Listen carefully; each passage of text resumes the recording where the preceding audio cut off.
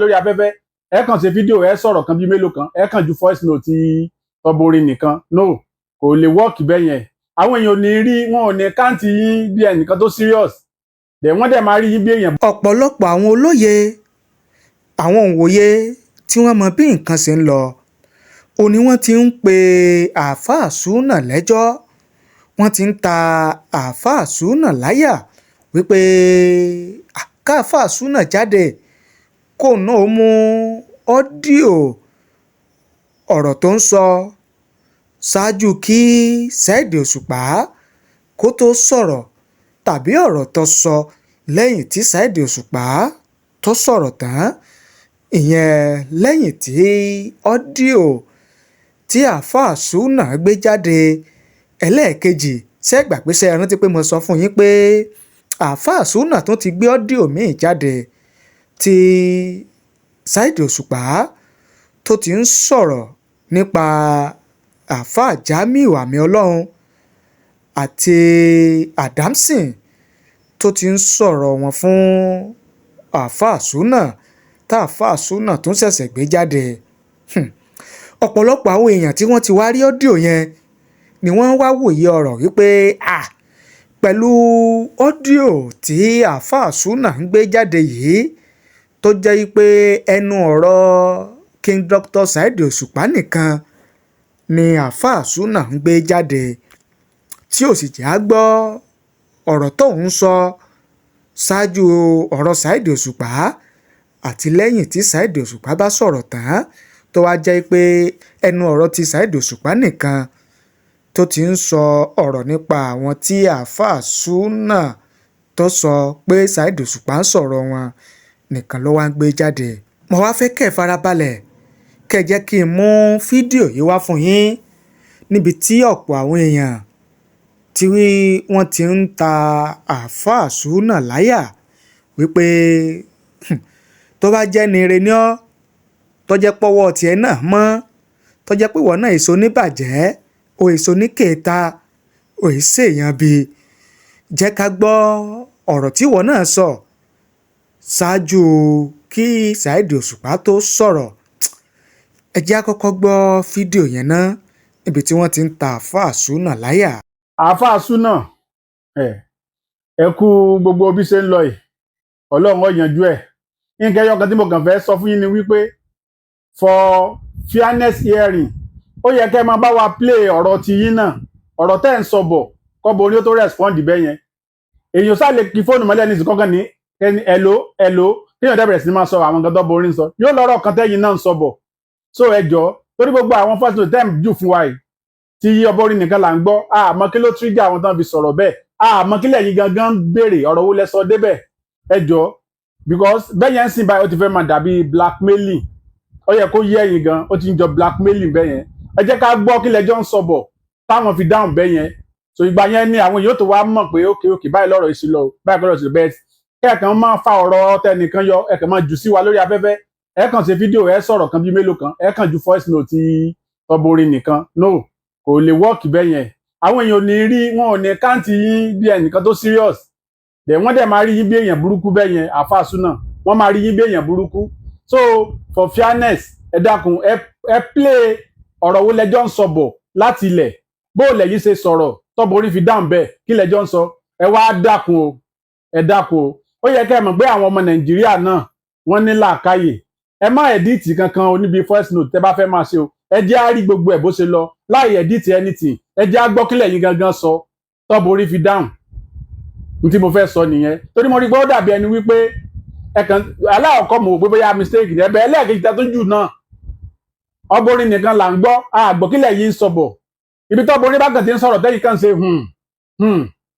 nìkan là ń gbọ́ ó yẹ ká gbọ́ kílẹ̀ yìí bí wọ́n kílẹ̀ yìí sọ táwọn fi ń dáhùn bẹ́ẹ̀ so kọ́mọ̀ bá lọ dàbí ẹni wípé gbogbo ń tẹ́ ń sọ àwọn èèyàn ò ní kà sí wọn ò ní rí yí bí ẹnìkan tó serious so judgement tẹ́ sọ pé ń fẹ́ táwọn èèyàn ò bá fún ṣe fún yín náà wọ́n gbọ́dọ̀ fi ẹ̀rí nǹkan múlẹ̀ so ẹ play voice note ti ẹ play voice ti yín náà ẹ jẹ́ ká gbọ́ ká wá máa gbọ́ bí wọ́n ṣe dáhùn so tẹ́ bá post anything ní ìsìn tó bá tún lè jẹ́ pọ̀bọ ẹnìkan náà ló ń sọ̀rọ̀ àwọn èèyàn ò ní káyìí sí ó ti dàbí blackmail bẹ́yẹn ṣe é mọ̀ pé ó léwu ẹ ṣe ọlọ́run ó yanjú gbogbo ẹ̀. mo rò pé ẹ̀yin náà ti gbọ́ ẹ ti gbọ́ bí wọ́n ṣe challenge àáfàá Súnà lẹ́yìn tí fídíò tí mo mú wá fún yín yẹn lẹ́yìn tó wá go viral tí ó gba ojú ẹ̀rọ ayélujára kan lọ́pọ̀lọpọ̀ àwọn èèyàn náà wá bẹ̀rẹ̀ sí í sọ èrò àti ìwòye tiwọn lórí ọ̀rọ̀ tí arákùnrin yìí sọ tó ti ní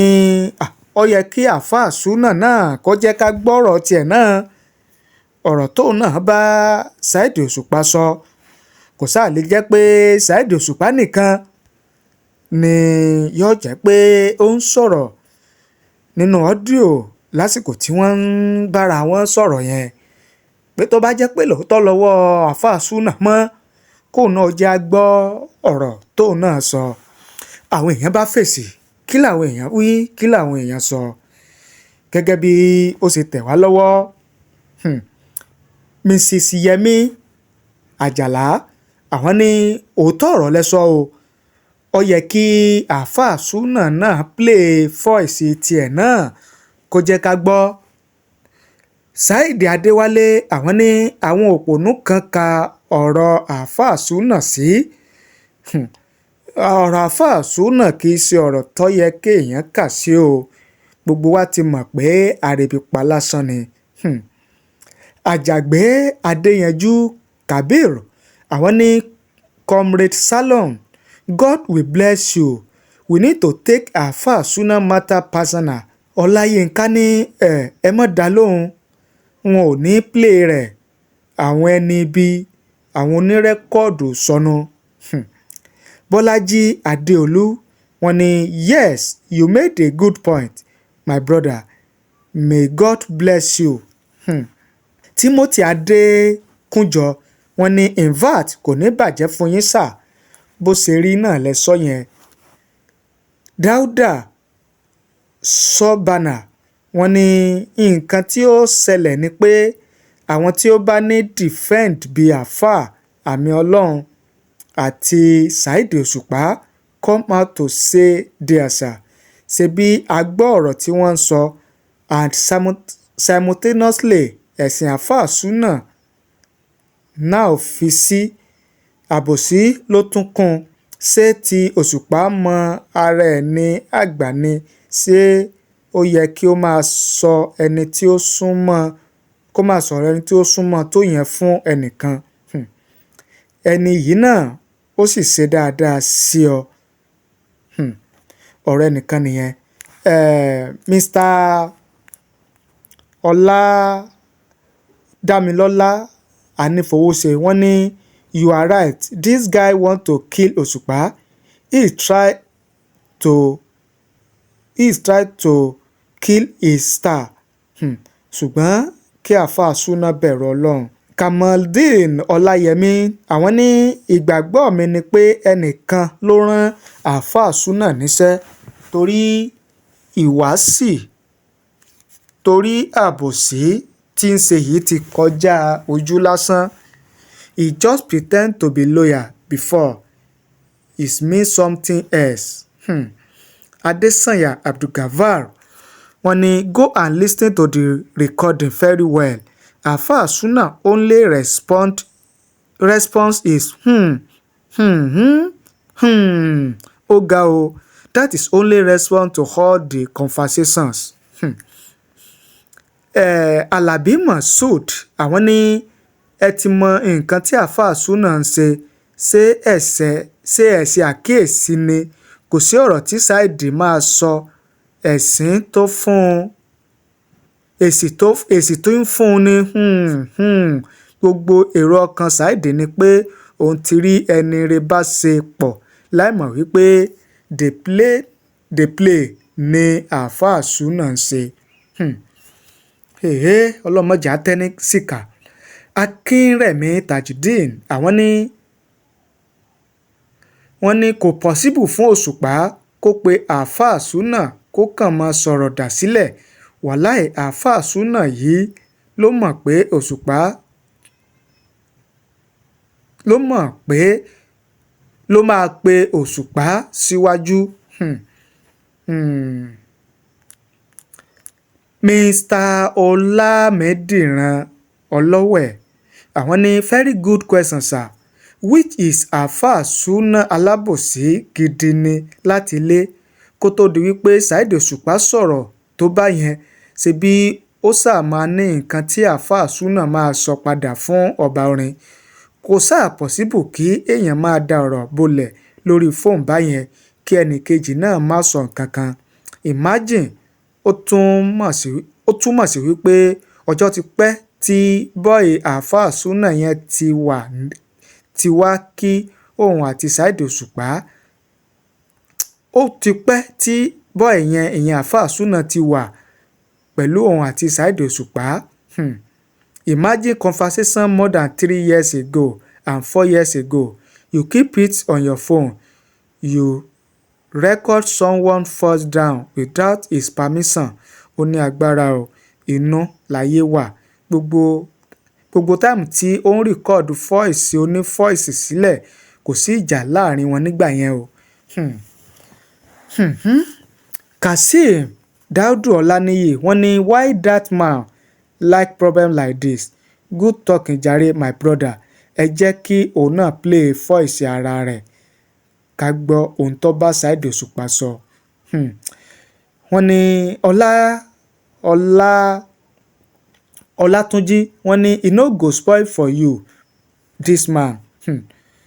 I have been thinking of this even from the first voice note he released because I noticed when KSO Saheed Òṣùpá was talking to him in his first voice note he released. What I only heard was the person releasing the voice note is and that make me curious about his narrative on the voice note release.